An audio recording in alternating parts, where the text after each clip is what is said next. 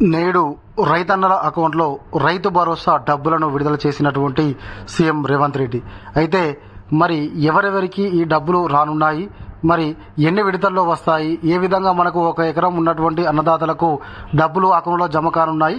మరి ఈ రోజైతే ఆదివారం, మరి ఈ రోజైతే అన్నదాతల అకౌంట్లో అయితే డబ్బులు జమ కావు.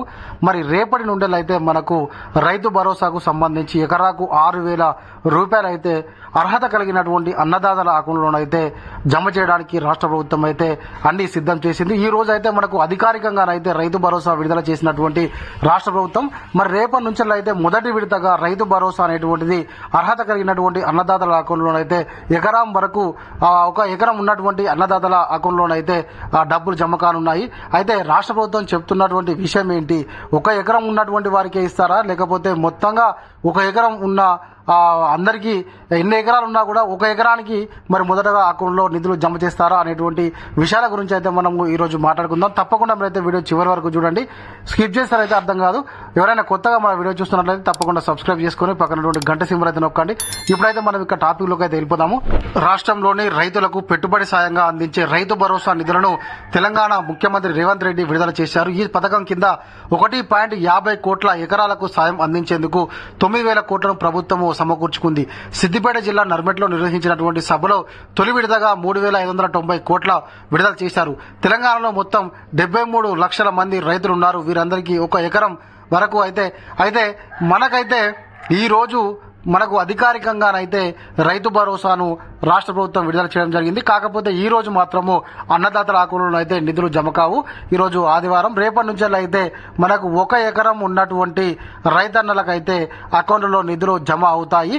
అయితే ఒక ఎకరం అని అంటే మనకు 5 ఎకరాలు ఉన్నా ఒక ఎకరానికే, ఒక ఎకరం ఉన్నా ఒక ఎకరానికి, 10 ఎకరాలు ఉన్నా కూడా ఒక ఎకరానికి మాత్రము మొదటి విడతగానైతే అకౌంట్లో నిధులు జమ అవుతాయి అని చెప్పేసి రాష్ట్ర ప్రభుత్వం చెప్తుంది. తర్వాత మరి రెండో విడతనైతే మరి 1 ఎకరం నుంచి వెళ్ళి 2 ఎకరాల నుంచి వెళ్ళి మరి 5 ఎకరాల వరకు మరి ఎప్పటి వరకు అనేది చెప్పలేదు మనకు.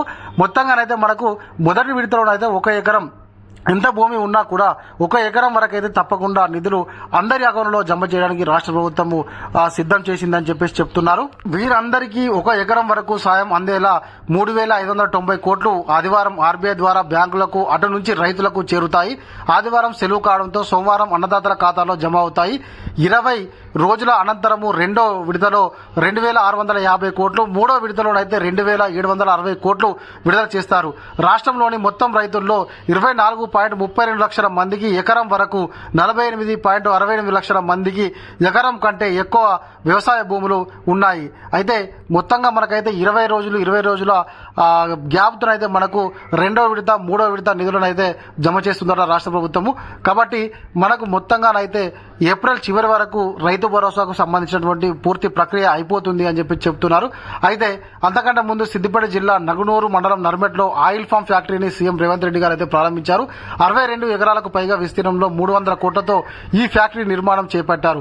మరోవైపు 80 కోట్లతో నర్మెట్లో ఫామ్ ఆయిల్ రిఫైనరీ ప్లాంట్ నిర్మాణానికి శంకుస్థాపన అయితే చేయడం జరిగింది. అయితే మొత్తంగానైతే మనకు ఈ రోజు జరిగినటువంటి బహిరంగ సభలోనైతే రైతులకు రైతు భరోసా నిధులను అయితే విడుదల చేయడం జరిగింది. మొత్తంగా మనకు 3 విడతల్లోనైతే రైతు భరోసా నిధులు అర్హత కలిగిన అన్నదాతల అకౌంట్లో జమ అవుతాయి అని చెప్పేసి రాష్ట్ర ప్రభుత్వం చెప్తుంది. మరి తప్పకుండా ప్రతి ఒక్క అన్నదాత కూడా రైతు భరోసానైతే రాష్ట్ర ప్రభుత్వం అయితే అందిస్తుందని చెప్పేసి నేను కోరుకుంటున్నాను. ఏవైనా చిన్న చిన్న ప్రాబ్లమ్స్ ఉంటేనైతే తప్పకుండా మన దగ్గరలో ఉన్నటువంటి ఏఈఓను సంప్రదిస్తే మనకైతే క్లియర్ అయిపోతాయి.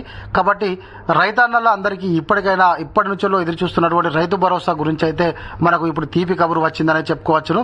మరి రేపు అయితే అన్నదాతల అకౌంట్లో ఎకరం వరకు ఉన్నటువంటి వారికైతే, అంటే ఎవరికైనా 1 ఎకరం ఉంటే వారికైతే తప్పకుండా 6 ఎకరాలు ఉన్నా 5 ఎకరాలు ఉన్నా 1 ఎకరానికి మాత్రం రేపు తప్పకుండా అకౌంట్లో నిధులు జమ అవుతాయి అని చెప్పేసి రాష్ట్ర ప్రభుత్వం చెప్తుంది. ఇది కాబట్టి మన వీడియో ఈ వీడియో మీకు నచ్చినట్లయితే తప్పకుండా ఒక లైక్ చేయండి, కామెంట్ చేయండి. ఎవరైనా కొత్తగా మన వీడియో చూస్తున్నట్లయితే తప్పకుండా సబ్స్క్రైబ్ చేసుకొని పక్కనటువంటి గంట సింబల్ నొక్కండి. Thank you.